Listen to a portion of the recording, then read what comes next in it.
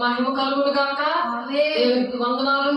Online లో ఉన్న బిడ్డలు, ఆఫ్లైన్ లో ఉన్న బిడ్డలకి దేవుడు మనకి అనుగ్రహించిన మహాకృపను బట్టి దేవునికి అనేకమైన వందనాలు చెల్లిస్తూ,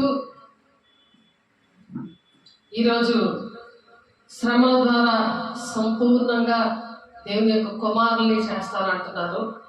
కాబట్టి శ్రమలు వచ్చాయని చాలా మంది బాధపడుతూ ఉంటారు. కానీ ఆ శ్రమలలోనే దేవుడు సువర్ణంగా దేవుడు మారుస్తాడు. కాబట్టి దేవుని మనము ఎటువంటి శ్రమ వచ్చినా సరే సిలువను ఎత్తుకొని వెంబడించడానికి, మరి తన్ను ఎవరైతే వెంబడిస్తారో వాళ్ళు సిలువను ఎత్తుకొని వెంబడించబడుతున్నారు. కాబట్టి శ్రమల ద్వారా సంపూర్ణంగా చేయటకు ఆయనకు తగును అంటున్నాడు తండ్రి అయిన దేవుడు. కాబట్టి కుమారులుగా కుమార్తెలుగా ఎవరున్నారో వాళ్ళు ఇవి అర్థం చేసుకోవాలి. అర్థం కాకపోయినా సరే వినండి, దేవుడు మీకు అర్థమయ్యేలాగా దేవుడు సహాయం చేయను గాక. దేవుని ఆరాధిద్దాము, దేవుని మహిమపరుద్దాము, దేవుని శిలువ ధ్యానం చేద్దాము. దేవుడు మనల్ని కనికరించలాగన ఈ భయంకరమైన దినాల్లో మరి దేవుడు మరి ఆరాధించి ఈ ఇరాను మరి తిరుగుబాటు చేసే జనాంగం మీద అమెరికా మరి ఇస్రాయల్ ప్రజలు యుద్ధం జరుగుతూ ఉంది. ఈ యుద్ధాలు అవన్నీ ఏవి కూడా ఆగవు. యుద్ధము కానీ కరువు కానీ ఏవి కూడా ఆగవు. అవి ఈ భయంకరమైన దినాల్లో అని మొత్తం 24వ అధ్యాయంలో ఉన్నది. కాబట్టి ఈ శ్రమ దినాల్లో మనము శోధించబడిన వేదికనే సువర్ణంగా మార్చబడాలి. శ్రమల ద్వారా సంపూర్ణంగా చేయబడాలి. దేవునికి దగ్గర అవ్వడానికి యెహోవా ఆత్మచే కుమ్మరించబడాలి. ఆమేన్. ఆరాధిద్దాము ఆత్మతోనూ సత్యంతోనూ.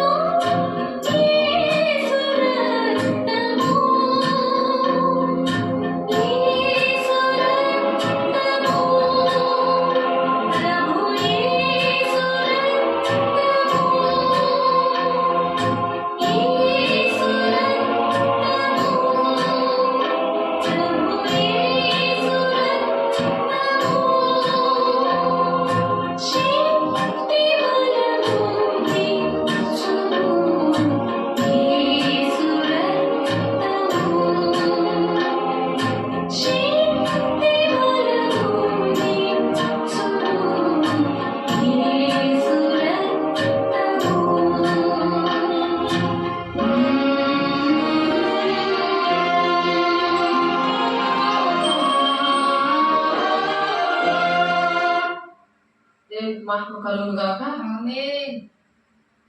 యేసయ్య రక్తము మనకి రోగాల నుండి విడిపిస్తుంది, చీకట్లు వెళ్ళడానికి, పాపమును నుండి విడిపించడానికి దేవుడు మనకి జీవితాంతం కూడా యేసయ్య రక్తము ప్రతి విషయంలో కూడా మనకి సహాయం చేస్తూ ఉంటుంది. ఎందుకంటే ఆయన పరిశుద్ధుడు. పరిశుద్ధ రక్తము ద్వారానే పాపక్షమాపణ అని వేద గ్రంథాల్లో దేవుని బిడ్డలతో రాయించారు. అది మనం అనుసరించినప్పుడు దేవుడు సహాయం చేస్తాడు దేవుని రాజ్యాన్ని తీసుకువెళ్ళడానికి.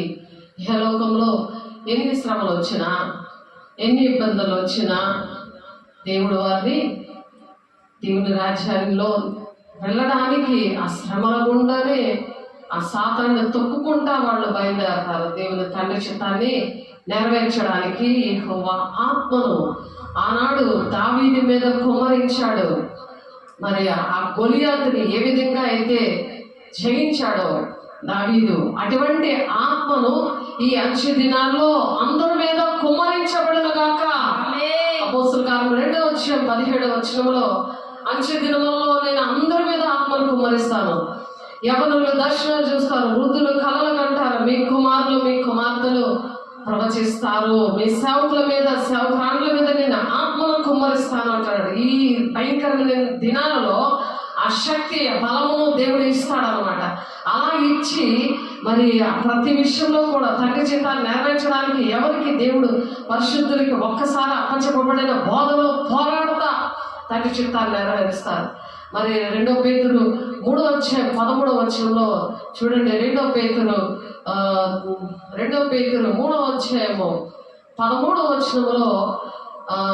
అయినను మన నాయన వాగ్దానం బట్టి క్రొత్త ఆకాశముల కొరకును క్రొత్త భూమి కొరకును కనిపెట్టించున్నాము, వాటి యందు నీతి నివసించును. నీతిమంతులుగా చేస్తుంది యేసయ్య రక్తము.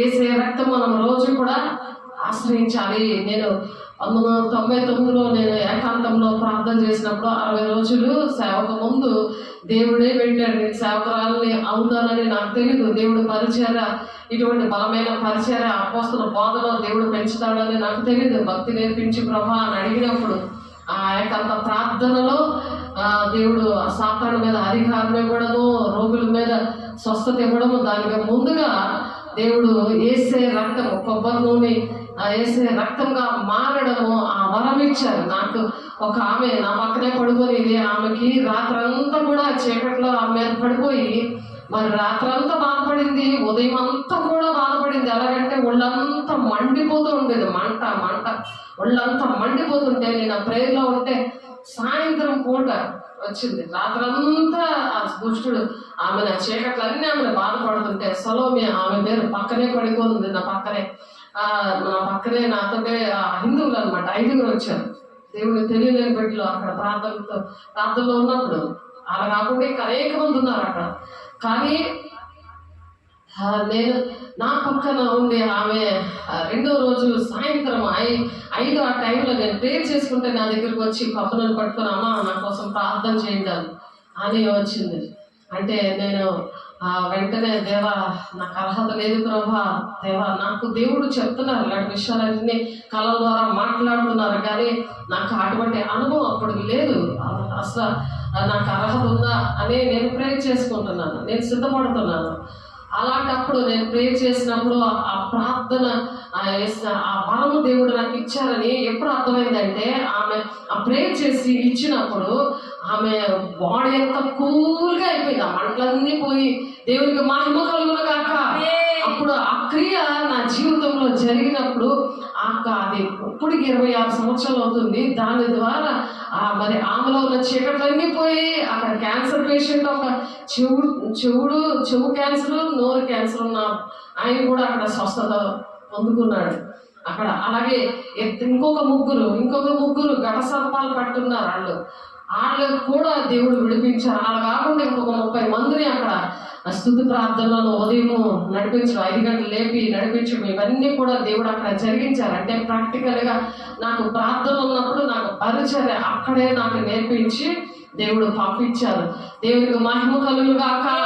కాబట్టి దేవుడు ఆ పరిచర్యలో మరి ఇక్కడ విజయనగరం దేవుడు దర్శనం మీద నన్ను తీసుకుని వచ్చినప్పుడు, ఎందుకంటే అక్కడ నుండి మేము భీమిలి వచ్చి అక్కడ సియోటేరి కాలేజ్లో BTH బైబిల్ కాలేజ్లో చదువుకుంటున్నప్పుడు మళ్ళీ అక్కడ దేవుడు మాట్లాడి విజయనగరం వెళ్ళమని చెప్పారు. విజయనగరంలో సేవ ఉందని చెప్పారు. విజయనగరంలో మరి ఏమిటి తెలియదు. అలాంటప్పుడు ఆ పరిచర్య చేస్తున్నప్పుడు కూడా ఆ పరిచర్యలోని దేవుడు మరి క్యాన్సర్ పేషెంట్ ఏంటి మరి ఎక్కడ కూడా ఇంకో క్యాన్సర్ పేషెంట్ రూత్ కాకుండా మరి ఇందాక అతని పేరు ఇస్సాకు, ఈమె రూత్కి కూడా అటువంటివే ఉన్నాయి. క్యాన్సర్, చెస్ట్ క్యాన్సర్ ఉండేది, గుండె నొప్పి ఉండేది. మరి అలాంటి పరిస్థితులను దేవుడు విడిపించారు. ఇంకొక ఆమెను కూడా అలాగే విడిపించారు. మరి దేవుడు ఆ చీకట్ల మీద దేవుడు అధికారం ఇస్తాడు. వేసే రక్తము ద్వారానే జరుగుతాయి, మనుషుల వల్ల జరగవు. దేవుడికి ఎప్పుడైతే ఆ శ్రమల గుండా మనం వెళ్తామో, అలాగే శ్రమలు పట్టుకొని ఏలాడితే కాదు, అక్కడ శ్రమలను నన్ను వెంబడించేవాడు సిలువను ఎత్తుకొని వెంబడించాడు. ఆ సిలువే శ్రమలు అనమాట. మన దేవుడు తండ్రి చిత్తాన్ని అలాగే నెరవేర్చాడు. దేవుని పిల్లలుగా, దేవుని కుమారులుగా, కుమార్తెలుగా మనము కూడా అలా నడవాలి అని హెబ్రీ పత్రిక 2వ అధ్యాయం, హెబ్రీ పత్రిక 2వ అధ్యాయంలో 10వ వచనంలో ఉంటుంది ఏంటంటే, ఎవరి నిమిత్తము సమస్తము ఉన్నావో, ఎవరి వల్ల సమస్తము కలుగుచున్నావో ఆయన అనేకులైన కుమారులను దేవుడు ఆశీర్వాడుతున్నాడు. దేవుడు బిడ్డ, అందులో నువ్వు ఉన్నావా?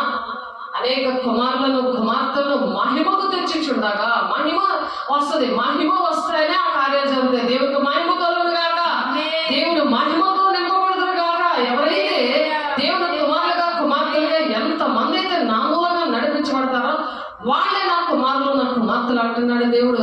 రోమ 8:14 నేను నీ కుమారుని, నా కుమార్తెని అనుకోవడం కాదు, రుజువు చేసుకోవాలి. దేవునికి మహిమ కలుగుగా నేను అలాగే ప్రార్థన చేస్తాను.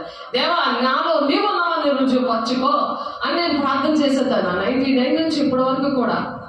దేవుడు నాలో ఉన్నాడని. మరి నిన్న కూడా ఒక ఆయన అంటాడు, ఒక ఆయన కృష్ణాగ్రాఫీకి వెళ్తే అక్కడ బ్యానర్ చేయిద్దాం అని వెళ్తే అంటాడు ఆయన, మీరు మగోడండి అంటున్నాడు ఆయన. నన్ను ఇదేంటంటే నన్ను అలాగంటున్నారు, మీరు కాపేయండి అన్నాడు. కాదండి, భౌతికంగా మీరు స్త్రీయే, కానీ మీలో ఉన్నవాడు మగోడండి అంటున్నాడు. హిందువుడు అలాంటి మాట అంటున్నాడు. ఆలోచించండి మనలో. ఎందుకంటే మనలో దేవుడు ఉండాలంటే మహిమకు తెచ్చుచుండగా ఎవరు తెస్తున్నాడు? రక్షణ కర్తను శ్రమల ద్వారా తీసుకొస్తాడట. సంపూర్ణంగా చేయట ఆయనకి తగును అంటున్నాడు. ఆయన ఒక్కడికే తగదు, ఇంకెవరికి తగదు. అది ఎవరికి తగదు. సంపూర్ణులుగా ఉండాలి మనం. పరిశుద్ధులు సంపూర్ణులు అవ్వాలంటే, క్రీస్తు శరీరము క్షేమాభివృద్ధి జరగాలంటే, అందుకే సువార్థికులు, ప్రవక్తలు, ఉపదేశకులు, కాపర్లు, బోధకులుగా మిమ్మల్ని నియమించానంటున్నాడు. అటువంటి పరిచర్య నాకు దేవుడు ఇచ్చాడు. దేవునికి మహిమ కలుగును గాక. అందుకే నేను రాబోయే సంగతులు ఆత్మీయ బిడ్డలకి తెలిస్తే, నాకు తెలిస్తే ముందుగానే దేవుడు అన్ని కూడా చెప్తా ఉంటారు.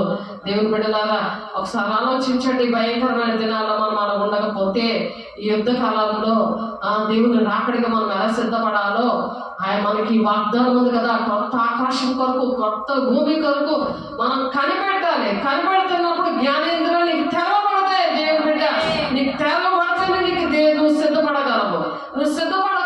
వాటి అందు నీతి నివసిస్తుంది. ఈ కొత్త ఆకాశం, కొత్త భూమి వస్తుంది. ఈ భూమి, ఈ ఆకాశం గతించిపోయే టైం అయిపోయింది. అది 2030లో ఎండ్ అయిపోతుంది అంటున్నారు కదా. అందరూనే మీరు వైరల్ అవుతుంది చూస్తున్నారు కదా. యుద్ధాలు ఇవన్నీ చూస్తుంటే మీకేం భయం అయ్యట్లేదా?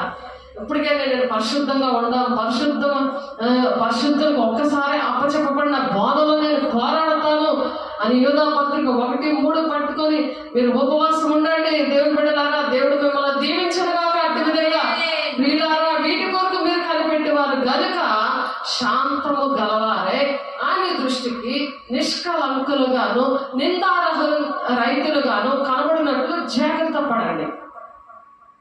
మీరు దేవుని ఆజ్ఞను పాటించకపోతే దేవుని సన్నిధికి వచ్చే అర్హత లేదని మనం చెప్పుకున్నాం కదా. హెబ్రీయుల 14వ అధ్యాయంలో ఉంటుంది ఆ మాటలన్నీ కూడా. ఆజ్ఞాతిక్రమం పాపము, పాపానికి ఉచిత మరణం. అందుకే అనారోగ్యాలు వస్తాయి. యేసే రక్తం ద్వారా విడుదల వస్తుంటది.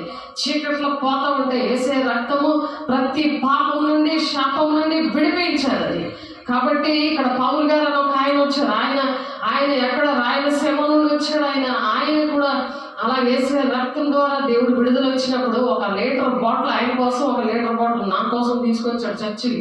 మీరు ఎంత వేసే రక్తం వాడుతున్నారండి, మీకు అవసరం ఉంటుంది, సన్నిధికి అవసరం ఉంటుందని స్టార్టింగ్ లోనే ఆయన తీసుకొచ్చాడు. ఆయనలో నుంచి ఎన్ని చీకట్లు ఆయన ఏంటంటే ఆ హార్ట్ పేషెంట్ ఇక్కడ నుంచి ఇక్కడ వరకు కోసేశారు, కింద కాలు దగ్గర కట్ చేసి కోసారు, ఆ పాటలో వేశారు. అలాంటి ఆయన మెడ తిరగదు, కింద కూర్చోలేడు, అన్ని ఇది అవ్వాలని అన్నిటికీ మాత్రమే, నోట్లో లాలాజలం కూడా ఎండిపోయింది ఆయనకి. అలాంటి మనిషి 11వ సంవత్సరం నుండి కూడా దేవుని చూడాలనే ఆశతో ఉన్న మనిషితో 68 సంవత్సరాలు అవుతే అప్పుడు వచ్చాడు దేవుడు, నన్ను చూపించాడంట. మరి రాయలసీమలో జొన్నగుడ్డులోని విజయనగరంలో నా సేవకురాలు ఉంది, నా బిడ్డ ఉన్నది, నువ్వు వెళ్ళు అని చెప్పినప్పుడు వచ్చాడు ఆయనకి బాప్తిజం ఇవ్వగానే ఎలాగా కుర్రలో పరిగెట్టాడంటే అవన్నీ కూడా చీకట్లన్నీ పారిపోయాయి నోట్లో. ఆయన మాంత్రికుడు, మళ్ళీ ఆయన విగ్రహారాధకుడు, ఆయన దేవుడు అంటే ఇష్టము, దేవుడు కనిపించలేదు కానీ దేవుడితో మాట్లాడాలని దేవుడు అంటే పిచ్చి. కానీ దేవుడు మాట వినాలి. ఆ రక్తం ద్వారా ఆయనకి పాపక్షాపం వచ్చింది, విడుదల వచ్చింది. ఆయన ప్రతిరోజు బాటిల్ తెచ్చుకుంటాడు, బాటిల్లో వేసే రక్తం వేసుకుని అదే తాగుతా ఉండేవాడు. ఆయన ఎంత విడుదల వచ్చిందో, ఎంత మంచి సాక్ష్యమో. నోట్లో నుంచి వెళ్ళిపోయి కొన్ని చీకట్ల నోట్లో నుంచి వెళ్ళిపోయి, ఒంట్లో నుంచి వెళ్ళిపోయి, తలలో నుంచి వెళ్ళిపోయి, స్కెల్టన్ లాంటివి తలలో నుంచి, ఆ గుండెలో నుంచి స్కెల్టన్ వెళ్ళిపోవడం ఆయనే చూశాడు. ఆయన చూస్తేనే కదా నాకు తెలుస్తుంది, నాకు చెప్తే నాకు ఎంత బలమో. దేవా, నాలో ఉండి నువ్వు నన్ను వాడుకుంటున్నావు, నీ మహిమతో నన్ను వాడుకుంటున్నావు, నన్ను సంపూర్ణురాలుగా నన్ను చేసావు. ఈ మధ్యన జరిగిన విషయాలు అవి. కాబట్టి దేవుడు ఆ 99 నుంచి ఇప్పుడు వరకు అనేకమైన విషయాలు వేసే రక్తము ఎంత బలమైనదో, ఎంత విడుదలిస్తాదో, మనిషికి ఎంత రక్షణ ఇస్తాదో, ఆ రక్షణకర్తను శ్రమల ద్వారా సంపూర్ణంగా చేయడం ఆయనకు తగును అంటున్నాడు. శ్రమల ద్వారా మనల్ని సంపూర్ణంగా చేస్తాడు. ఆయన కూడా శ్రమపడ్డాడు కదా, ఆయన సంపూర్ణుడిగా తండ్రి చిత్తాన్ని నెరవేర్చాడు కదా. పరిశుద్ధపరచు వారికి, పరిశుద్ధపరచబడి వారికి అందరికీ ఒక్కటే మూలము. ఈ హేతువు చేతను వారిని సహోదరులని పిలుచుటకు ఆయన సిగ్గుపడక నీ నామమును నా సహోదరులకు ప్రచురపరుతును, సమాజము మధ్య నీ కీర్తిని గానము చేతును అంటున్నాడు దావీదు భక్తుడు, సాక్ష్యమిస్తున్నాడు. దేవుని బిడ్డ, మనం దేవుని మహిమను ప్రచురిస్తున్నామా? ఈ భయంకర దినంలో తిరిగి గల ఆత్మతో భయపడిపోతున్నావా? దేవునికి మహిమకరంగా ఉన్నావా? దేవునికి అవమానకరంగా ఉన్నావా? తింటూ తాగుతూ దేవుడు నమ్ముకున్నాలే అని చెప్పి నువ్వు అలాగా టైం పాస్ చేస్తున్నావా? నీ రాజ్యాన్ని కట్టుకుంటున్నావా? ఈ విషయాలు ఉపవాస దినాల్లో ఒక తీర్మానం చేసుకోవాలి. ఆ విధంగా ఉపవాసం ఉన్నప్పుడు దానివల్ల విడుదల వస్తుంది, ఏదైనా లాభం ఉంటుంది. ఉపవాసం ఉన్నందుకు ఒక దేవుని యొక్క అభిషేకము, దేవుని యొక్క వాగ్దానం అనేది కొత్త ఆకాశం, కొత్త భూమి కోసము కనిపెట్టడానికి ఒక ఆశ, దాహము, దుఃఖము అనేది ఉంటుంది సరి చేసుకోవడానికి. మరియు నేను ఆయనను నమ్ముకొని ఉందును అని, ఇదిగో నేనును దేవుడు నాకు ఇచ్చిన పిల్లలను అని చెప్తున్నాడు. దేవుడికి ఇచ్చిన పిల్లలు వాళ్ళు ఎలా ఉన్నారంటే రక్త మాంసములు గలవారైనందున ఆ ప్రకారమే మరణం యొక్క బలము గలవారిని, అనగా అపవాదిని మరణం ద్వారా శపింపచేయుటకును నశింపచేయుటకును జీవితకాలం మంది మరణ భయము చేత దాస్యమునకు లోబడిన వారిని విడిపించుటకును ఆయన కూడా రక్త మాంసములతో పాలివాడయ్యాడు. అందుకని రక్త మాంసముతో పాలివాడయ్యాడంటే ఆ రక్త మాంసంతో భూమి మీదకు వచ్చి ఆయన ప్రాణం పెట్టడానికి అది కారణం. ఏలేదుగా ఆయన ఎంత మాత్రమో దేవదూతల స్వభావమును ధరించుకొనక అబ్రహాము సంతాన స్వభావమును ధరించుకున్నాడు. అబ్రహాం సంతానం అంటే మనకి నేర్పించడానికి, ఆయన దేవుడు కదా, ఆయన ఇవన్నీ చేస్తున్నాడు, ఇలాగా ప్రాణం పెట్టాడు అలా అనుకుంటారని మామూలు మనిషిగా రక్త మాంసంలో పాలిభాగస్తుడు అయ్యి ఆయన చనిపోయాడు. ఆ రక్తము అందులో DNA ఏంటుంది, ఆయన పరిశుద్ధుడు అని ఉన్నది. ఆయన రక్తము ప్రాణంతో ఉంది. అవన్నీ కూడా హిస్టారికల్గా మరి యెరూషలేములోని మరి అక్కడ అనేకమైన ప్లేస్లో అక్కడ మ్యూజియంలోని అనేకమైనవి యేసే కోసం అన్నీ కూడా ఉన్నాయి. క్రీస్తు శకము, క్రీస్తు పూర్వము అవన్నీ కూడా చారిత్రకంగా ఉంది. ఇవన్నీ దాచిపెట్టి కాదు, ఇవి బహిరంగంగా దేవుడు ఇవన్నీ కూడా మనకు బయలుపరుస్తున్నప్పుడు నమ్మువారి దేవుడు సూచక్రియలు చేస్తాడు. కాబట్టి మన జీవితాల్లో సూచక్రియలు జరగాలి, అద్భుత కార్యాలు జరగాలి.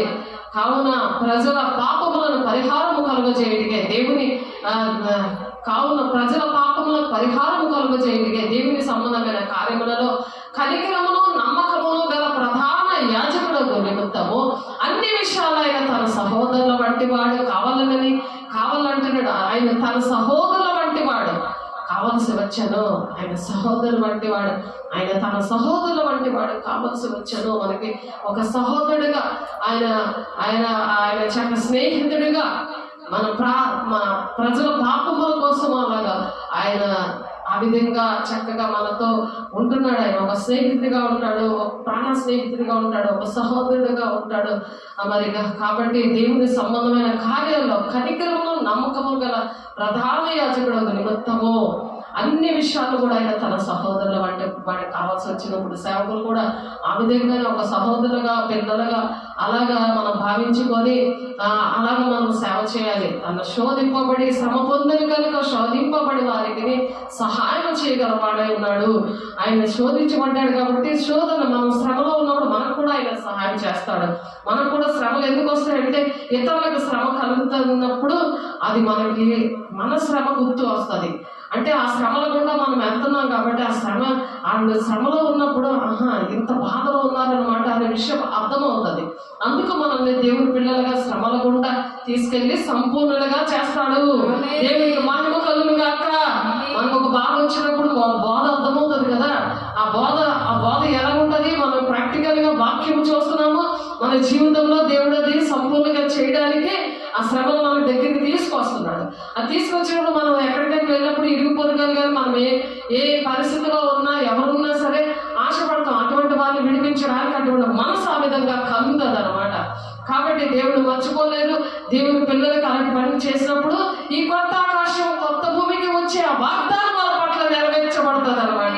అలాగే నువ్వు చేస్తున్నావా? అవి చేయడానికి నువ్వు ఉపవాసంలో ఉన్నప్పుడు తీర్మానం చేసుకో. దేవుని బిడ్డ ప్రతి ఒక్కరు కూడా ప్రియులారా వీటి కొరకు మీరు కనిపెట్టేవారు కనుక శాంతము గలవారే ఆయన దృష్టికి నిష్కలంకులుగాను నిందాలయులుగాను కనబడినట్లు జాగ్రత్తగా ఉండండి. నిష్కలంకులుగా ఉండాలి. ప్రార్థన సహవాసమందు రొట్టు విరిచేయడానికి మీరు ఎడతెగగా ఉండాలి దేవుని బిడ్డ. అప్పుడు మీరు ఆయన మరణాన్ని ప్రచురణ చేస్తారని అపోస్తలులు 2:42 మరి 1 కొరింథీ 11:26 ఉన్నాయి ఆ రెండు మాటలు కూడా. మరియు మన ప్రభు యొక్క దీర్ఘశాంతము రక్షణార్థమైనదని ఎంచుకొని అలాగ మన ప్రియ సహోదరుడైన పౌలు కూడా తనకు అనుగ్రహించిన జ్ఞానం చెప్పని మీకు రాశాడు అనమాట. ఆయన దీర్ఘశాంతము రక్షణార్థమైనదని ఎంచుకోమంటున్నారు. దీర్ఘశాంతము. నీకు కోపం వచ్చేస్తుందా? ఏదైనా నువ్వు చేయలేకపోతున్నావా? దేవుని యొక్క మహిమ యెహోవా యొక్క మహిమ నీలో ఉన్నప్పుడు నువ్వు సాయంత్రం 7 అయిపోతుంది.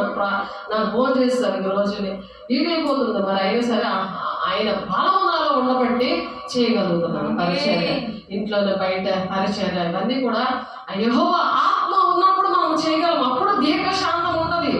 ఆత్మీయ ఫలాల్లో అదొకటి కదా, దీర్ఘశాంతము ఆశా నిగ్రహము అని ఉంటుంది. ఆత్మీయ ఫలములో ఒక 9 తొనలు ఉన్నాయి. అందులో దీర్ఘశాంతం ఒకటి. కాబట్టి ఆ దీర్ఘశాంతం ఏం చేస్తుందట? రక్షణార్థమైనదని ఎంచుకొని రక్షణార్థము మీరు రక్షించబడ్డారు. ఆ కొత్త ఆకాశం కొత్త భూమిలో మీరు వెళతారు అని మీరు కన్ఫామ్. అంతేగాని తల మీద చేతులు వేసి ప్రార్థన చేసుకొని సన్నిధికి వచ్చావు కదా, దేవుడు నమ్ముకున్నావు కదా, బాప్తిజం తీసుకున్నావు కదా, మాకు ఎక్కడైనా దేవుడు ఉన్నాడని నువ్వు ఎక్కడ పడితే అక్కడికి వెళ్ళిపోతావు కాదు. నువ్వు సహవాసంలో లేవు, దేవుని ఆజ్ఞలు పాటించలేదు. దేవుని బిడ్డ ఒకసారి ఆలోచించుకో.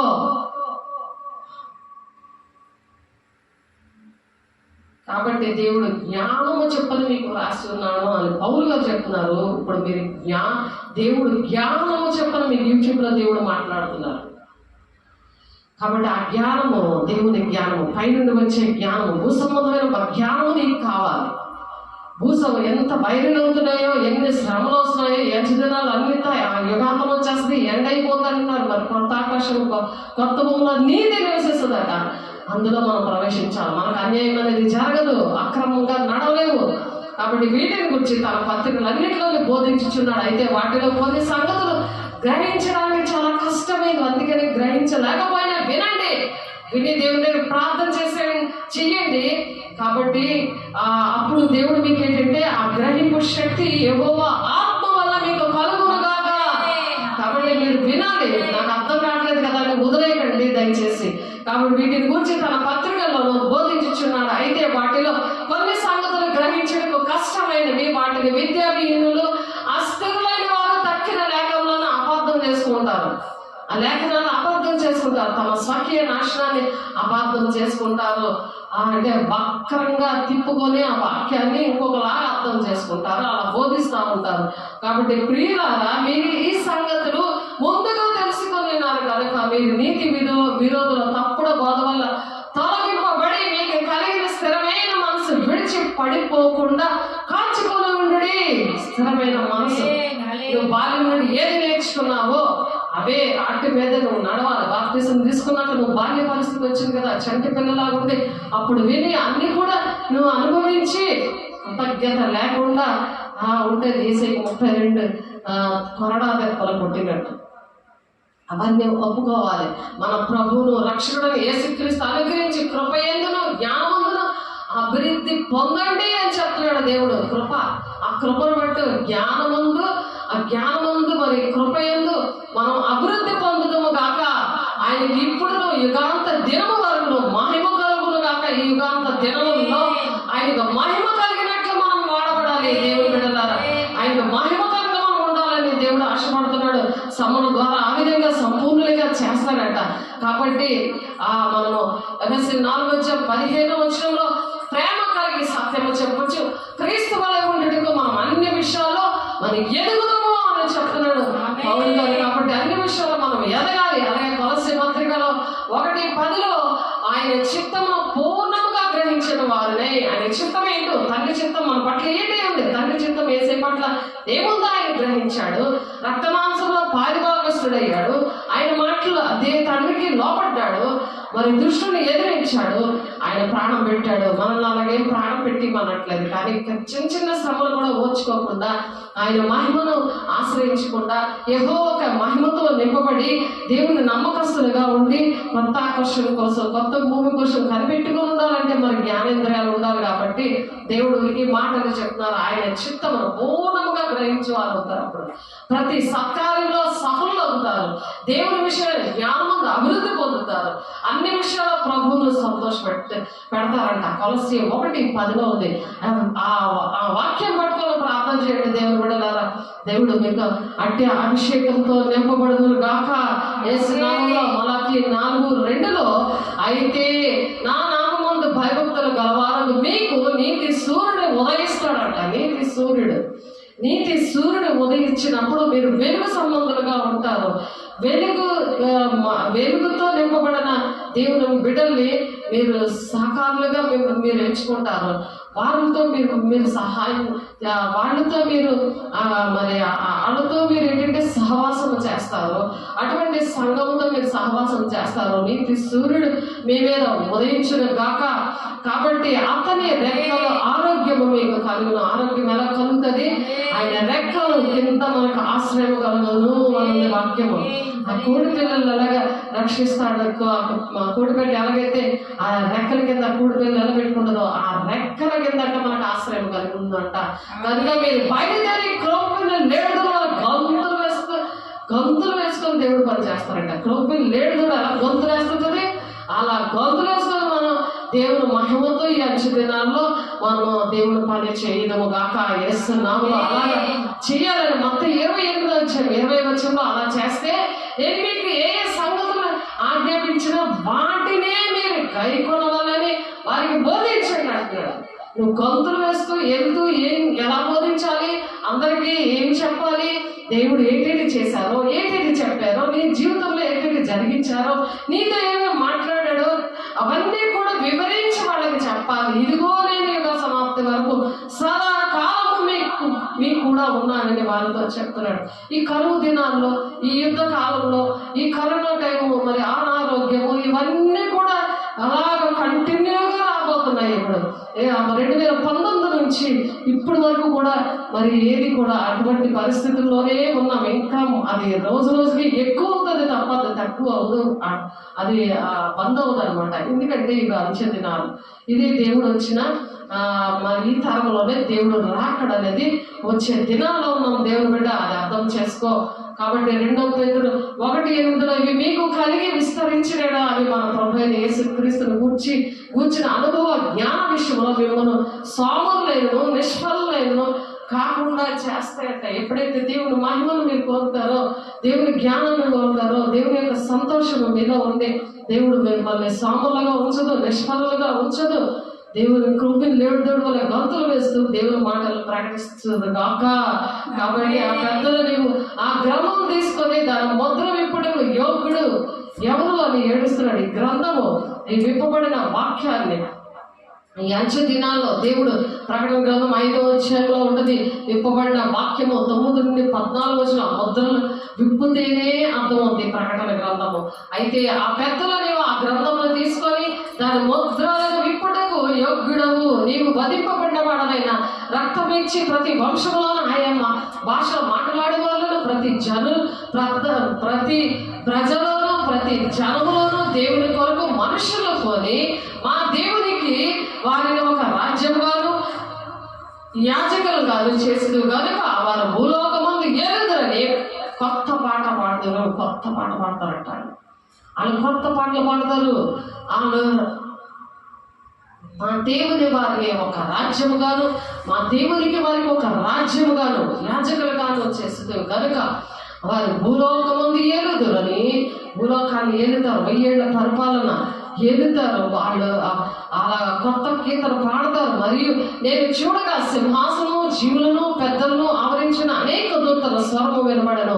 వారి లెక్క కోట్ల కలిగిగా ఉన్నారు. వారు వధింపబడిన గొర్రెపిల్ల శక్తియు ఐశ్వర్యమును జ్ఞానమును బలమును ఘనతయు మహిమయు స్తోత్రములు పొందనర్హుడని గొప్ప స్వరముతో చెప్పబడి ఉన్నారట. కాబట్టి అంతగా పరలోకమందును భూలోకమందును భూమి కిందను సముద్రములలో ఉన్న ప్రతి సృష్టము అనగా వాటిలో ఉన్న సర్వము సింహాసనాసీనుడై ఉన్న వారికి గొర్రె పిల్లలను స్తోత్రములు ఘనతయు మహిమయు ప్రభావము యుగ యుగములు కలుగును అని చెప్పుకుంటున్నారంట అక్కడ. కాబట్టి ఆ 4 జీవులు ఆమేనని చెప్పగా పెద్దలు సాగిలపడి నమస్కారం చేశారు. కాబట్టి ఇవన్నీ కూడా దేవుడు అంచె దినాల్లో మనం ఇవన్నీ అర్థం చేసుకొని దేవునికి మహిమకరంగా మనం ఉండాలని, ఆ కొత్త ఆకాశము కొత్త భూమి కోసం కనిపెట్టాలని దేవుడు మరి ప్రకటన గ్రంథం 21వ అధ్యాయంలో కూడా ఉంటుంది. 5-6 వచనాల్లో 6 వచనాల్లో చూద్దాం. ఒకసారి ప్రకటన గ్రంథం చూడండి. ప్రకటన గ్రంథం 21వ అధ్యాయంలో మనం ఈ జీవితం మనం ఎలా ఉండాలి?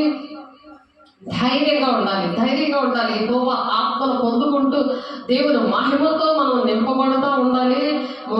ఉంటున్నప్పుడు దేవుని అగ్ని మనల్ని తాకుతా అగ్ని వంటి స్వరముతో దేవుని మాటలు ప్రకటించగలము. దేవునికి మహిమ కలుగును గాక.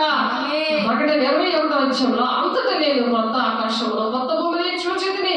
యోహాను గారు దర్శనంలో చూస్తున్నారు. పద్మాసు దీపంలో ఆయన కూడా శ్రమల గుండా సంపూర్ణంగా చేయబడ్డాడు. ఆయన ఆ నూనెలో వేపేస్తున్నప్పుడు రమ ప్రభుత్వము మరి చావలేదు. అక్కడ అనేక మందిని అక్కడ దేవుని బిడ్డలను చంపేశారు, కానీ ఈయన చావలేదు. కాబట్టి పద్మాసు ద్వీపంలోని అక్కడ మండుచున్న మహిమగా అక్కడ పర్వతాల దగ్గర ఆ అగ్ని గంధకాలు ఉన్న ప్లేస్ లో అక్కడ చేరలో ఆయన అక్కడ వదిలేశారు. అలాగా వేడికి తిండి ఆహారం ఏమి లేకుండా చచ్చిపోతాడని వదిలేసినప్పుడు యోహాను గారు అక్కడ దేవుని శక్తితో ఉన్నాడు, యెహోవా ఆత్మతో ఉన్నాడు. ఆ తండ్రి చేత నెరవేర్చడం నాకు ఆహారం అయిందని ఉన్నాడు అక్కడ. అటు విధంగా మనము కూడా ఉండము కాక. అలా ఉంటున్నప్పుడు దేవుడు మనకేంటంటే ఆత్మీయతలు తెరుస్తారు. ఆ బలంతో మనం ఏంటంటే దర్శనాలు వస్తాం. ఈ అంచె దినాల్లో అందరి మీద ఆత్మను కుమ్మరిస్తాడు. ఇక్కడ ఆరాధన చర్చిలో ఉన్నప్పుడు అన్ని జనుల మీద ఆత్మను కుమ్మరించారు. అపోస్తల కాలంలో ఉంటుంది అది. ఆ 10వ అధ్యాయం 44వ వచనంలో పేతురు మాట్లాడుతుంటుంటే అన్ని జనుల మీద వాక్యం చెప్తున్నాడు. ఆ దేవునాత్మ కుమ్మరించబడింది. అలాగే నా పిల్లలతో కాకుండా అన్ని జనుల మీద కూడా ఆత్మను దేవుడు కుమ్మరించాడు. కాబట్టి ఇది అంచె దినాల్లో అందరి మీద నేను ఆత్మను కుమ్మరిస్తానంటున్నాడు దేవుని బిడ్డ. నువ్వు ఇష్టపడుతున్నావా? దేవుని అడుగుతావా? ఈ అంచె దినాల్లో దేవుని రాజ్యానికి వస్తావా?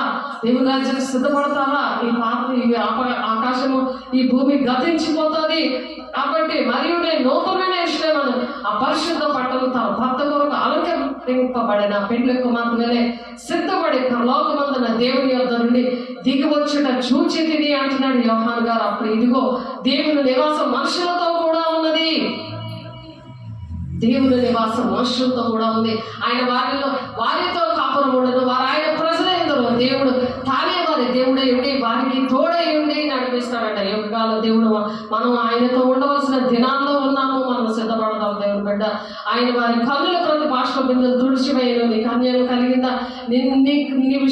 నీ డబ్బులందరూ దోచుకొని తింటున్నారా? ఆలోచించి నిన్ను ఎవరు పట్టించుకోవట్లేదా? ఒకసారి ఆలోచించి దేవుడు నిన్ను ఎవరు ఇష్టపడట్లేదా? నీకు అన్ని బాధలు, నీ కష్టాలు భౌతికమైనవే కాదు, ఆశీర్వాదాలు, దేవుడి ఆశీర్వాదాలు అన్నీ కూడా ఎప్పుడైతే ఆత్మీకంగా నువ్వు బలపడతావో, ఆత్మీకంగా ఉంటావో అవన్నీ కూడా పెంటలాగా ఉంటాయి.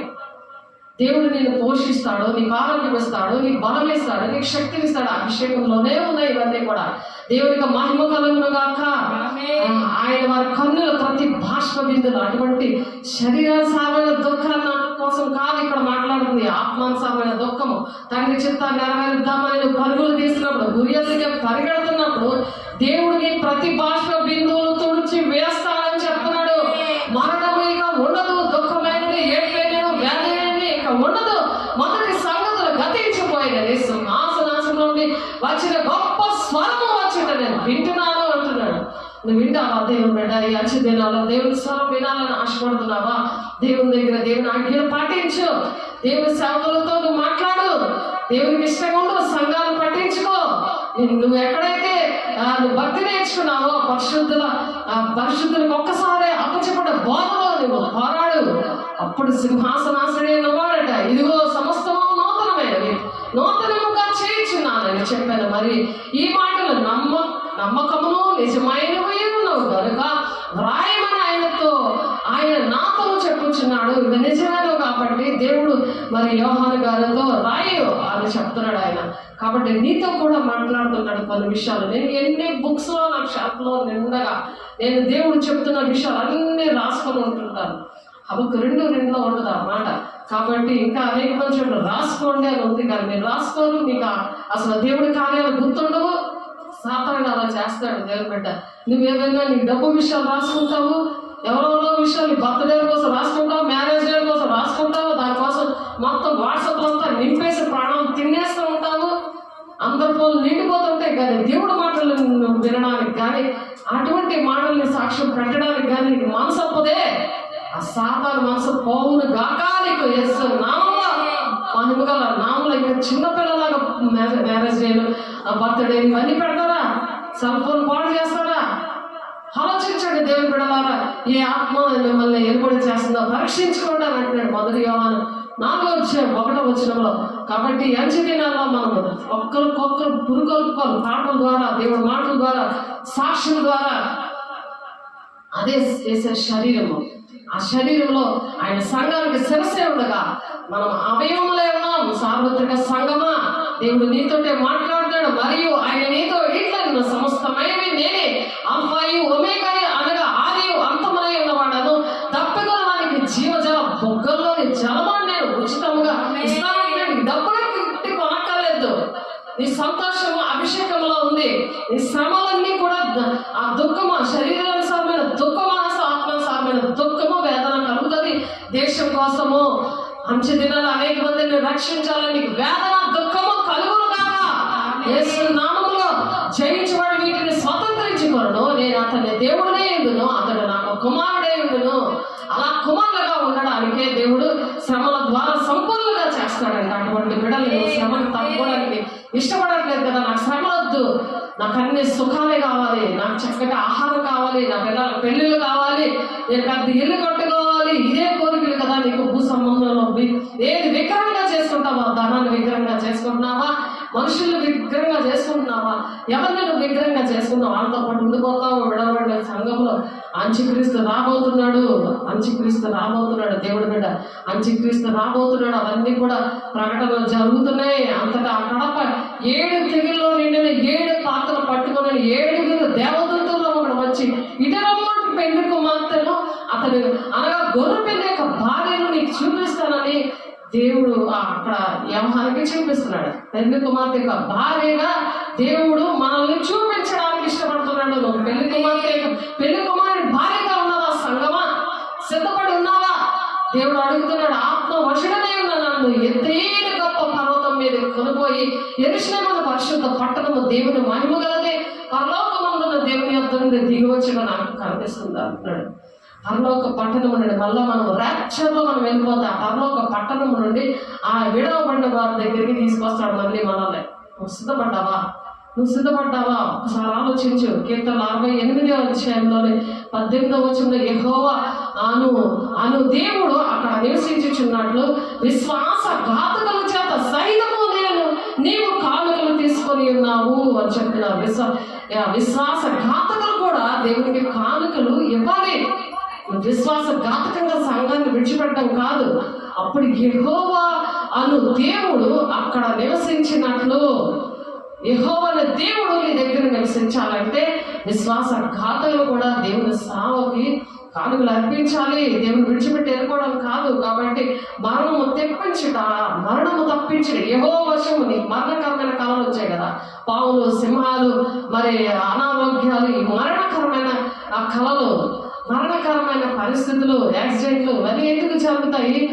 ఇవి ఎప్పుడైతే మీరు అలా చేస్తారో, దేవుని ఆజ్ఞలు, దేవుని రాజ్యాన్ని కట్టడానికి మీరు దేవుని ఆజ్ఞలు పాటిస్తారో, దేవుడు తన చేయి వ్రాతతో రాశాడు. అవి యెహోవా దేవుడు రాశాడు ఆ ఆజ్ఞలు.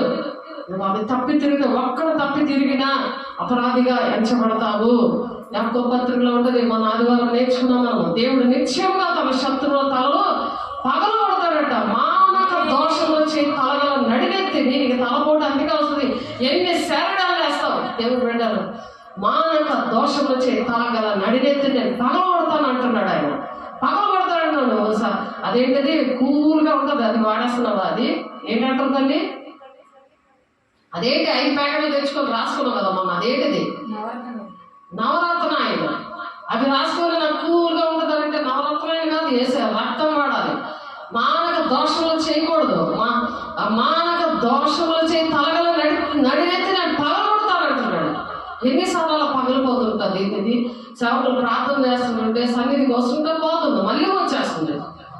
అలాగ జరగకూడదు బిడ్డ. నీకు మానవ దోషం చేయవారు వెంట్రుకలు గల నడినెత్తిని ఆయన పగలగొట్టిన 48వ కీర్తన 21వ అధ్యాయంలో పట్టుకొని ప్రార్థన చేయండి, ఉపవాసం చేసి తీర్మానం చేసుకోండి దేవునికి ఇష్టంగా నడుస్తానని. 68:18లోని కూడా ఉన్నాయి. అలాగే మార్కు 12:4లోని హెబ్రీయులకు రాసిన పత్రిక 2వ అధ్యాయం 1 నుంచి 3, 4, 1 నుంచి 7 వచనాల్లోని మీరు చదవండి. మహిమకు మనం తేవాలంటే రక్షణకర్తను ఆ రక్షణకర్త మనల్ని రక్షించాలంటే శ్రమల ద్వారా మనము సంపూర్ణమే అవుదుము గాక. యేసు నామములో సంపూర్ణంగా మనం ఉన్నామా లేదని చెక్ చేసుకునే విషయాలు ఇవి. కాబట్టి మరి దేవుడు ఈ అంచ దినాల్లో న్యూ వరల్డ్ ఆర్డర్ అనేది వచ్చేస్తుంది. న్యూ వరల్డ్ ఆర్డర్ అంటే ఒకే కరెన్సీ, ఒకటే అంతా కూడా ప్రభుత్వం అంతా ఒక్కడే చేస్తాడు, వాడే అంత్యక్రీస్తు. కాబట్టి మరి కరెన్సీ అది కూడా 1000 రూపాయల నోటు చాలదు, 5 రూపాయల నోటు చాలదు అని మోడీ గారు అనౌన్స్ చేస్తారు ఒకేసారి. అక్కడ నుండి ఏమి అనౌన్స్మెంట్ చేస్తారు? న్యూ వరల్డ్ ఆర్డర్ స్టార్ట్ అయింది అని అంటారు. అంటే అంత్యక్రీస్తు వచ్చాడని అర్థం. కాబట్టి ఇవన్నీ కూడా ఎప్పుడు జరుగుతాయో తెలియదు. అవి ఈ తరంలోనే జరుగుతాయి, ఈ శ్రమ కాలంలో జరుగుతాయని వాక్యం చెప్తుంది. కాబట్టి అమెరికాలోని ఆ డాలర్ నోట్ ఉంటుంది కదా, ఆ డాలర్ నోటు మీద ఏంటంటే దాని కింద, ఆ నోటు కింద కూడా న్యూ వరల్డ్ ఆర్డర్ అని ఉంది. మీరు 100 రూపాయలు ఇస్తే అది $1 నోటు కొనుక్కోవచ్చు మీరు ఎక్కడైనా సరే. దాని మీద ఈగల్ అదే అంటే గుడ్లలో ఉంటుంది, ఆ దాని చివర ఉంటుంది ఒక పిరమిడ్ ఉంది, దాని మీద కన్ను ఒకటి ఉంటుంది. కాబట్టి మరి అక్కడ ఏంటంటే ఇల్యూమినేట్ అనేది 1776లో అది స్టార్ట్ అయింది. కాబట్టి అది ఒక తెగ అన్నమాట, ఆ తెగ. కాబట్టి అటువంటి పరిస్థితులు అవన్నీ కూడా ఒక కార్టూన్ కూడా ఉంది, సింప్సన్ కార్టూన్ అని ఉంది. ఆ కార్టూన్లో కూడా ఇవన్నీ కూడా జరగబోయే విషయాలన్నీ కూడా వస్తున్నాయి. అవన్నీ కూడా ఆ కార్టూన్లోని ఏంటంటే ముందుగా జరగబోయే విషయాలు వాళ్ళేమో ప్రవక్తలు కాదు, ఏంటిగా అది దేవుడి బిడ్డలు కూడా కాదు, కానీ మరి ఎలా జరుగుతున్నాయో అవన్నీ కూడా కార్టూన్లో ఏదున్నాయో అవన్నీ కూడా అమెరికా ప్రెసిడెంట్ మరి ట్రంప్ ఏది కోట్ వేసుకున్నాడు, ఎక్కడ ఆగాడు, ఆయనకి ఎలా సెల్ఫీలు తీస్తున్నారు, ఆయన ఏం చేస్తారు, ఇవన్నీ కూడా ఆయన రాక ముందుంటుండే ఆ కార్టూన్లో అవన్నీ వస్తున్నాయి. అలాగా ఒకటి ఉన్నది. కాబట్టి ఇది రాబోయే విషయాలు, జరగబోయే విషయాలు దెయ్యానికి తెలిస్తే దేవుడి బిడ్డలకు తెలుస్తుంది, ఇద్దరికి తెలిస్తే కరెక్ట్గా. ఎందుకంటే నేను ఇంగ్లాండ్లో నేను హోల్ నైట్ ప్రేయర్లో ఉన్నప్పుడు అక్కడ అలాగే జరిగింది. ఒక అమ్మాయి మీదకి ఆ ఊరు దేవత వచ్చింది. ఆమె ఏ దర్శనం ప్రవచనం చెప్తుందో ఇక్కడ దేవుని ఆత్మతో ఉన్న అమ్మాయి కూడా అదే దర్శనం ప్రవచనం చెప్తుంది. కాబట్టి వీళ్ళిద్దరికీ కూడా తెలుస్తాయి. నా విషయంలో కూడా దేవుని బిడ్డని దెయ్యాన్ని వెళ్ళగొడుతున్నప్పుడు దేవుని బిడ్డని దెయ్యం కూడా నేను ఎవరిని అని చెప్తే నేను దేవుని బిడ్డ అని చెప్పింది. అలాగే దేవునాన్ని పొందుకున్నామని కూడా ఎవరు వచ్చారు, నీతో ఎవరు మాట్లాడుతున్నారు అని అంటే ఆమె కూడా అలాగే చెప్పింది. ఎందుకంటే ఇద్దరికి తెలిస్తే మన విషయాలు, మన ఎవరు అని సాతానికి తెలిస్తే దేవుడికి తెలిస్తాయి. కాబట్టి ఎందుకు చెప్తున్నానంటే ఇప్పుడు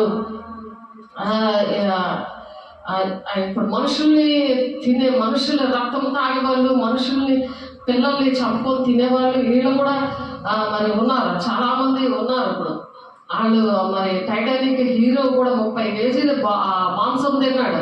అలాంటి విషయాలు మరి పెద్ద పెద్దోళ్ళు కూడా ఉన్నారు.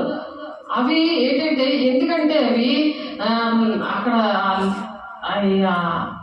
కొన్ని పరిస్థితులు ఎలా ఉన్నాయో అవన్నీ కూడా దేవుడు మనకి బయటపరుస్తూ ఉంటాడు. ఇవన్నీ కూడా బయటపరచాలంటే మనం సిద్ధంగా ఉండాలి. అటువంటి పరిస్థితులు వస్తున్నప్పుడు దేవుని రాకడ సూచనలు ఇవన్నీ కూడా ఇక్కడ 18వ అధ్యాయంలో ఉంటుంది. ఇవి ఇలా జరుగుతున్నాయి కదా, ఇక్కడ భౌతికంగా మనకి ఇలా జరుగుతున్నాయి, కానీ ప్రకటన గ్రంథం 18వ అధ్యాయంలో ఈ విషయాలు ఉన్నాయి. చూడండి ఒకసారి 18వ అధ్యాయము 1 నుండి 3 వచనాలు. అవి జరుగుతున్నప్పుడు దేవుడు రాజ్యము ఆసనమైంది, దేవుడు రాకడ సమీపిస్తుంది అని మనకు తెలియాలి. కాబట్టి అటు తర్వాత మహాధికారము గల వేరు పొందుతా పరలోకం నుండి దిగవచ్చిన చూచి తిని అతని మహిమ చేత భూమి ప్రకాశించాను.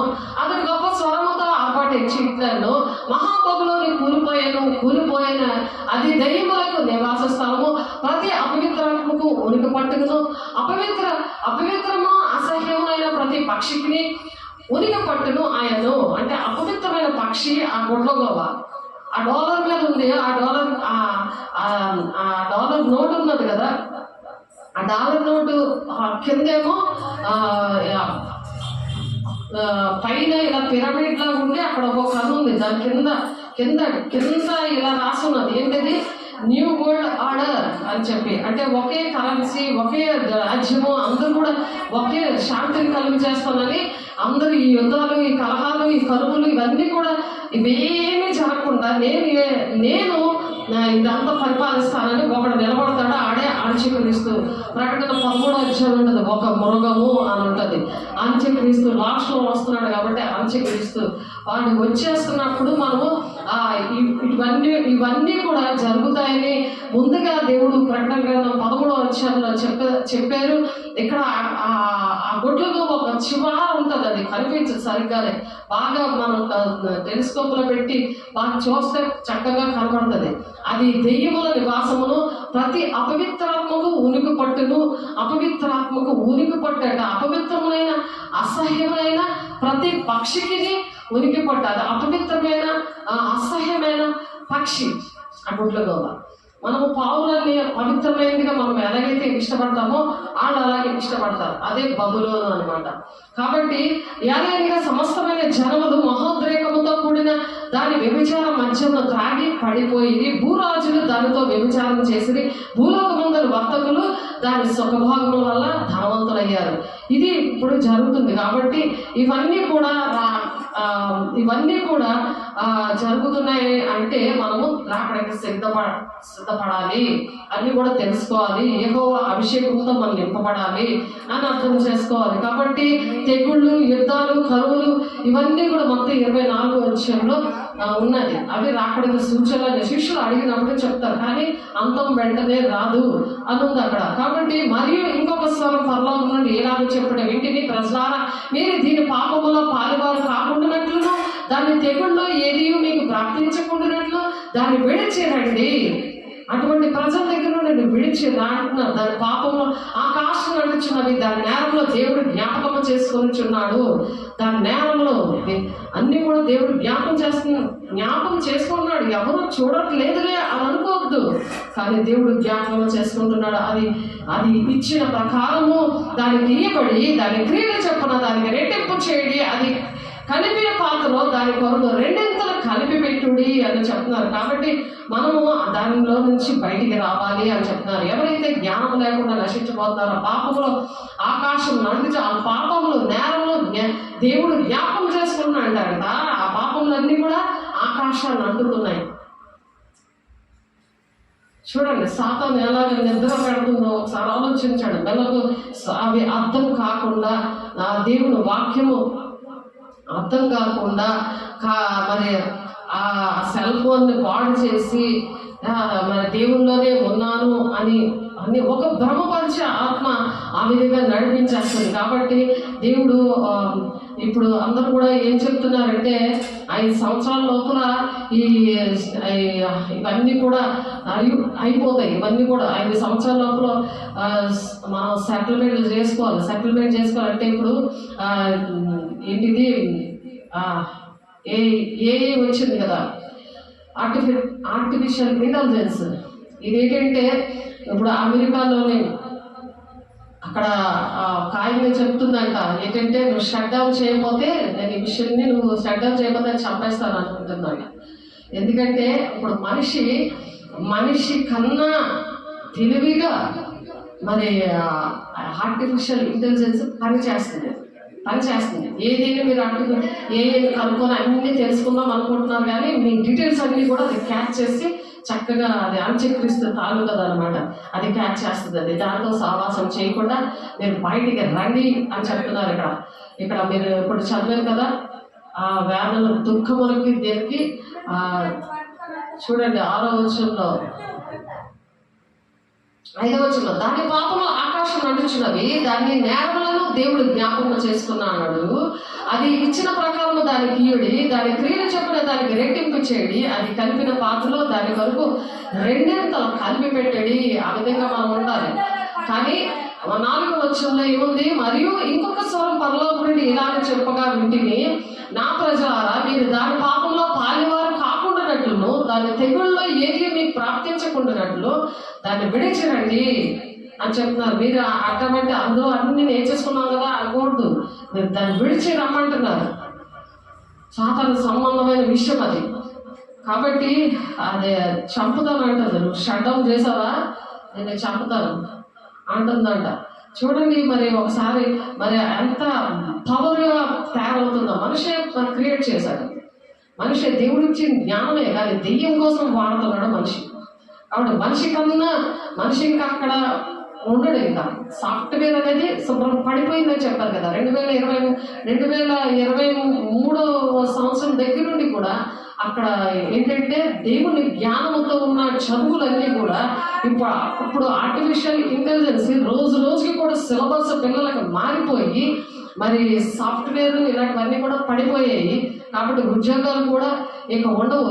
ఈ ఉద్యోగాల నుంచి తీసేసి మొత్తం అంతా కూడా ఏ చేస్తుంది, అన్నీ అదే ఆపరేట్ చేస్తుంది. దాని ఇష్టం వచ్చినట్టే జ్ఞానంతో అన్నీ కూడా ఆపరేటింగ్ అన్నీ కూడా అవుతుంది. ఎవరికి ఉద్యోగాలు లేక చాలా మంది బాధపడకుండా ఉండేలాగా ఈ అంచె దినాల్లో చాలా మంది వ్యవసాయం చేయడానికి పొలాలు కొనుక్కోవడము అన్నీ కూడా సమకూర్చుకుంటున్నారు. ఒక ఏరియా చూసుకొని ఆ ఏరియా కొనుక్కొని వాళ్ళకి అంటే గవర్నమెంట్ తోటి ఏంటిది న్యూ వరల్డ్ ఆర్డర్ అనేది రాకముందే మరి ఈ దినాల్లో ఏంటంటే మనం సొంతంగా మనం అభిషేకంతో నింపబడి మన సొంతంగా ఆ అభిషేకం ఏం చేస్తుంది? తండ్రి చేత నెరవేర్చడానికి ఎవరైతే పరిగెడుతున్నారో, ఆ శ్రమల గుండా ఎవరైతే పరిగెడుతున్నారో, సువర్ణంగా మార్చబడడానికి ఎవరైతే పరిగెడుతున్నారో, తండ్రి చేత నెరవేర్చిన శ్రమల ద్వారా సంపూర్ణులుగా చేయబడతారో వాళ్ళకి ఏంటంటే దేవుడు నడిపిస్తాడు కదా. నడిపిస్తాడు కాబట్టి కొంతమంది ఏంటంటే ఒక ప్లేస్ లోని మొత్తం ఒక తగ్గగా పెట్టుకొని వాటర్ అయినా, మరి తినడానికి కూరగాయలైనా, మరి కరెంట్ అయినా, మరి ఇల్లు ఏంటి ఒక ప్రాకారం చేసుకొని మరి అక్కడ ఎవరితోటి కూడా ఈ న్యూ వరల్డ్ ఆర్డర్కి లోపడకుండా దుష్టుడు పరిపాలనలో మరి అంత్యక్రీస్తు వస్తుంటే మరి దానికి లోపడకుండా ఒక ప్రత్యేకంగా దేవుడితో ఉండడానికి ఎవరు పట్టుకు అలాగా వాళ్ళ రాజ్యాన్ని కట్టుకుంటున్నారు. ఎందుకంటే వాడు 665 ముద్ర అనేది వేసేస్తాడు. ఎందుకంటే ప్రతి ఒక్కరు కూడా ఈ విషయం తెలుసుకోకపోతే అంత్యక్రీస్తు వచ్చినప్పుడు ఈ న్యూ వరల్డ్ ఆర్డర్ మరి స్టార్ట్ అయిపోయిందంటే వాడికి నమస్కారం చేస్తేనే, ఆ ముద్ర వేసుకుంటేనే ఆహారమైనా ఏదైనా సరే మనకి. కాబట్టి ఇప్పుడు ఆధారం ఉంటేనే కదా ఏదైనా. అలాగే కాబట్టి ఇవన్నీ కూడా ఆన్లైన్లో అయిపోతాయి, ఆన్లైన్లో ఉంటాయి అన్నీ కూడా. మనం ఏం చేస్తున్నాం, మన అడ్రస్ ఏంటి, మన పరిస్థితులు ఏంటి, ఒంట్లో మనకి ఏది జరుగుతుంది, మన మైండ్లో ఏంటి ఉంది, మనం ఏంటి తలంపు, మనకి దేవుడు చెప్తాడు కదా నీ తలంపు రాకముందే నేను ఎరుగుతున్నట్టాడు కదా. అలాగే సాధన కూడా సేమ్ ఆ ఏ టెక్నాలజీతోటి మన మైండ్లో ఏటి ఉందో కూడా అది స్కాన్ తీసేస్తుంది. ఇప్పుడు నుండి అందరినీ సమకూర్చుకుంటుంది నేర్చుకో యాప్ ద్వారా. ఒకసారి ఆలోచించండి, దేవుడు కూడా అన్నీ బాగున్నాయి అనుకోవడం కాదు. అందుకనే ఇక్కడ ప్రకటన గ్రంథంలోని 21వ అధ్యాయంలో 4వ వచనంలో మరి దాని పాపములు ఆకాశం అంటుచున్నాయి, దాని పాపం. మరియు ఇంకొకసారి పరలోకం నుండి ఇలాగ చెప్పడం ఏంటి, నీ ప్రజలారా మీరు దాని పాపముల పాలివారు కాకుండానట్లు, దాని తెగుళ్ళు ఏది మీకు ప్రాప్తించకుండానట్లు దాన్ని విడిచిరండి.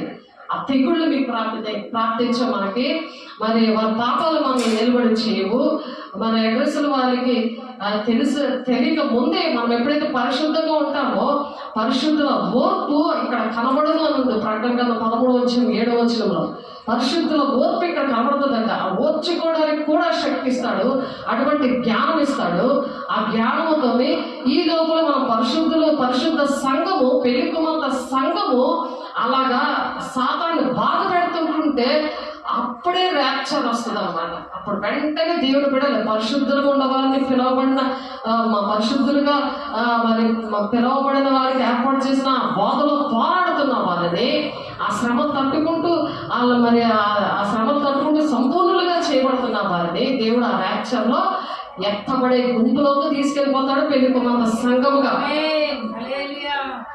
నాకు ఇవన్నీ కూడా తెలియవచ్చి కుంకలంలో దేవుడు ప్లేసిస్తే అక్కడ నాకు అదే తలంపులు వచ్చాయి. నాకు అవే తలంపులు వచ్చాయి. ఇప్పుడు వైరల్ అవుతున్నాయి అవే సేమ్. అలాగా నాకు అక్కడ మరి కళ కూడా మా పాపకి కళ వచ్చింది, నాకు కూడా దేవుడు తీసుకొచ్చి చెప్పారు అక్కడ నా మినిస్ట్రీ అక్కడ ఫామ్ అవుతుందని చెప్పి. కాబట్టి పరిశుద్ధులకు ఒక్కసారి అప్పచెప్పబడిన బోధలో నువ్వు స్థిరంగా ఉండు. దేవుడు బిడ్డ వాళ్ళతో నువ్వు కాంటాక్ట్లో ఉండు. దేవుడు ఇప్పుడు ఈ అంచు దినాలు ఇవన్నీ కూడా జరగబోతున్నాయి. దేవుని బిడ్డ ఒకసారి ఆలోచించు. యాంటీక్రైస్ట్ రాబోతున్నాడు. మరి నేను ఇంకా కొనాలి, మనం అమ్మాలి అనే ఏది మన మైండ్లో ఉన్నా సరే వాడికి నమస్కారం చేస్తున్నా, వాడికి లోపడితే దేవుని రాజ్యం ఉండదు. అది మీరు ప్రకటన 13వ అధ్యాయం చదివితే ఉంటుంది మీకు. సైనికులు ఇవందరూ కూడా ఇక్కడ నిర్గమకాండం 21వ అధ్యాయం 1, 2, 3 వచనాల్లో కూడా ఈ మాట ఉన్నది. అది నెరవేర్పు ప్రకటన 13వ అధ్యాయంలో జరుగుతుంది. కాబట్టి ఏ విధంగా మనం ఆలోచిస్తున్నామో మరి అవంతా కూడా దాన్ని తెలుస్తూ ఉంటాయి అన్నమాట. కాబట్టి ఇంకా 2 సంవత్సరాలు దగ్గరలో 2 సంవత్సరాలు మరి ఈ మధ్యలో ఇంకా జాబ్స్ కానీ ఏమీ ఉండవు. కాబట్టి ప్రతి ఒక్కరు కూడా దేవుడు మాట్లాడే అనుభవం అనేది నేర్చుకోవాలి. 65వ అధ్యాయం 66వ అధ్యాయంలో కూడా ఈ కొత్త ఆకాశం కొత్త భూమి కోసము దేవుడి వాగ్దానం కోసం రాస్తున్నారు. చదవండి. ఈ ఉపవాస దినాల్లో ఒక తీర్మానం చేసుకోండి. దేవుడు మరో ప్లానెట్ అని అంటే మరో కొత్త ఆకాశం భూమిని దేవుడు తీసుకురాబోతున్నాడు. దీని ముందు 1000 ఏళ్ళ పరిపాలన జరగాలి. మరి హర్మగద్దోని యుద్ధం జరగాలి. మరి అంటే క్రీస్తు విరోధి అప్పుడు వస్తాడు అనమాట. అంతవరకు కూడా మనం కనిపెట్టుకొని ఉండాలి. New heaven and new earth మనము దేవుడితో నివసించడానికి దేవుడు ఆశపడుతున్నాడు. అందుకనే దేవుడు మనకి అంచె దినాల్లో అందరి మీద నేను ఆత్మను కుమ్మరిస్తానంటున్నాడు. కాబట్టి అపోస్తలులు 2:19 అక్కడ సూచక్రియలు చేస్తానంటాడు. ఆ సూచక్రియలు అద్భుత కార్యాలు చేస్తాడు. ఎప్పుడు జరగలేనివన్నీ కూడా అప్పుడు జరుగుతూ ఉంటాయి మన ద్వారా. అందుకు అటువంటి అభిషేకం అంత్య దినాల్లో ప్రతి ఒక్కరి మీద కూడా దేవుడు కుమ్మరిస్తానంటున్నాడు. దేవుడు బిడ్డ ప్రకటన 11:1-21 చూస్తే మోషే, ఏలియా, హానోకు ఏ విధంగా ఉన్నారు, ఏ విధంగా వాళ్ళు అద్భుత కార్యాలు చేశారో అటువంటి కార్యాలు మనము చేయగలం. ఎవరైతే పరిశుద్ధులుగా పిలవబడి పరిశుద్ధులుగా సంపూర్ణులుగా అవ్వడానికి ఇష్టపడుతున్నారో, పరిశుద్ధులు ఒక్కసారి అపచెప్పబడిన బోధలో ఎవరైతే పోరాడుతూ ఉన్నారో అటువంటి వారికి ప్రత్యేకిస్తాడు. మరి క్రీస్తు విరోధికి మరి వాడి టచ్లో లేకుండా ఇప్పుడు నుండే ఆ జాగ్రత్తలు తీసుకోవడానికి ఆ జ్ఞానేంద్రియాలు మనందరికీ కూడా తెరుచునుగాక, యేసు నామములో తెరుచునుగాక. కాబట్టి అపోస్తలులాగా మనం వాడబడాలి. ఆనాడు మరి ఇద్దరు సాక్షులు వస్తారు. ప్రకటన 11 కోసం మనం చెప్తున్నాం. ఇద్దరు సాక్షులు వచ్చి వాళ్ళు లాస్ట్ సువార్త ప్రకటిస్తూ ఉంటారు. ఆ సువార్తలో ఏం జరుగుతుంది, వాళ్ళు మరి యెరూషలేము వస్తారు. ఆ యెరూషలేము వచ్చినప్పుడు ఎవరైతే వాళ్ళ దగ్గరికి వెళ్ళి మరి ప్రార్థన చేయించుకుంటారు, వాళ్ళు చేతులు వేసి ప్రార్థన చేశారనుకోండి, ఇప్పుడు ఆ శత్రువులు ఎవరైనా మరి అటాక్ చేస్తున్నారు అనుకోండి, స్వార్థ చేసినప్పుడు నోట్లో నుంచి అగ్ని వస్తూ ఉంటుంది. అగ్ని వచ్చి వాళ్ళ మీద దహిస్తారు అనమాట. అలాగే మనకు కూడా అటువంటి ఆత్మను వాళ్ళ ద్వారా కుమ్మరిస్తాడు. అదే అద్భుత కార్యాలు అనమాట. అటువంటి అద్భుత కార్యాలు దేవుడు చేయడానికి ఇష్టపడుతున్నాడు. ప్రకటన 11 మీరు 21 వరకు చదవండి, అక్కడ ఉంటాయి ఆ మాటలు. ఆయన ఏ విధంగా ఆ ఇద్దరు సాక్షులు కూడా వచ్చి ఏ విధంగా సువార్త చేస్తారో, వాళ్ళకి దేవుడు ఎటువంటి శక్తిని ఇస్తాడో, వాళ్ళు చనిపోతే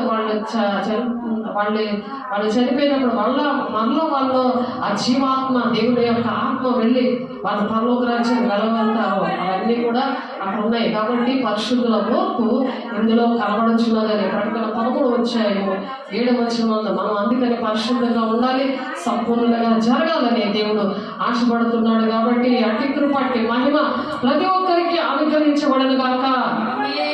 ప్రార్థన చేసుకుందాము.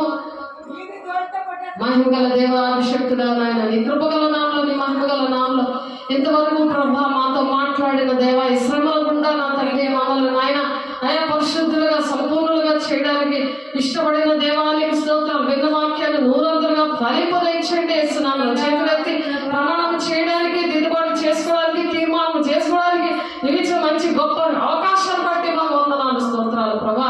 జ్ఞానేంద్రాలు తెరవబడిన గాక. ప్రతి ఒక్కరికి ఈ అభిషేకంతో నింపబడండి. వేస్తున్నాను మీరందరూ దేవుని అభిషేకంతో నింపబడాలి.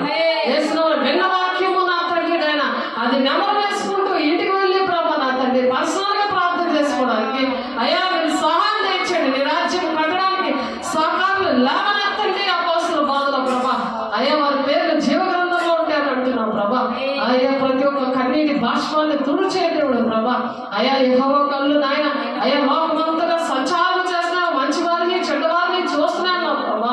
పరిశుద్ధుడా ఒక భయం భక్తితోనే పరిచయం చేయడానికి అయ్యా ప్రతి ఒక్క బిడ్డకి నాయన, ఆత్మీయ బిడ్డలకి నాయన, మరి ప్రపంచంలో ఉన్న నీ బిడ్డలందరినీ ప్రభా తండ్రి నీ రక్తం ద్వారా కడిగే ప్రభా. స్వస్థతలు అయ్యా మీరు దేశనామలో కలగాలి కాక, దెయ్యాల నుండి యేసునామలో విడుదల పొందుకోవాలి కాక, యేసునామలో నీ మహిమతో నింపబడుదురు కాక, యేసునామలో అయ్యా నీ సాక్షిగా ఉందురు కాక. కృతజ్ఞత కలిగి అయ్యా తల్లి చిత్తం ఏదో తెలుసుకొని ఆ ప్రకారం నడుచుదురు కాక. యేసునామం మీరే అధ్యక్షులు వహిస్తున్నారు, మీరే నడిపిస్తున్నారు, మీరే మహిమ పొందుకున్నందుకు యేసయ్య పరిశుద్ధ నామములో బ్రతిమలాడి వేడుకుంటున్నాం తండ్రి. ఆమేన్. తండ్రి యొక్క దీవెన, కుమారుని యొక్క కృప, పరిశుద్ధాత్మిక నిత్య సహవాసము సదాకాలము నేను మనందరికీ కూడా తోడేది నడిపించును గాక. ఆమేన్. దేవుడికి మహిమ కలుగును గాక. God bless you. దేవుడు మిమ్మల్ని దీవించి ఆశీర్వదించును గాక. ఆమేన్.